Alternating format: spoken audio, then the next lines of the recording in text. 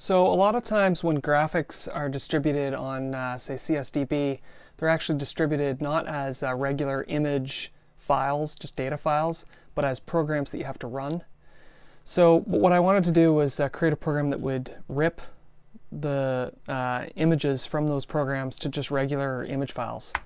So I made one of those. I'm going to run it here. So installing it using this basically just puts it up in memory and wires it into the NMI. So now I'm going to flip back over here and I'm going to say load and run this image file. So we can see here that this is a program, and that little character actually was showing that it was decompressing. So now that this is in memory, my ripper is wired to the restore key. So I just hit the restore key, and now you couldn't see that, but it actually just saved this to a file. Okay, so we now have this image.art file.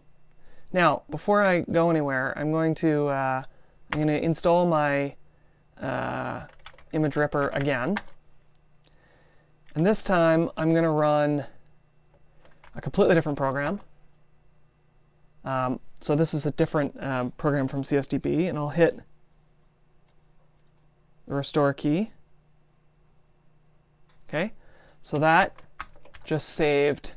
So now I have a Koala file. So the Ripper has detected that this was high res and this one was multicolor, and it's just saved them under the high res as art and the multicolors as koalas. So now what we can do is we can just load in directly the art file, and I can run an art viewer, and there you see that worked. And I can also load in the Koala file, and I can load a Koala viewer, and there you see the Koala file. So the Ripper works. Pretty cool.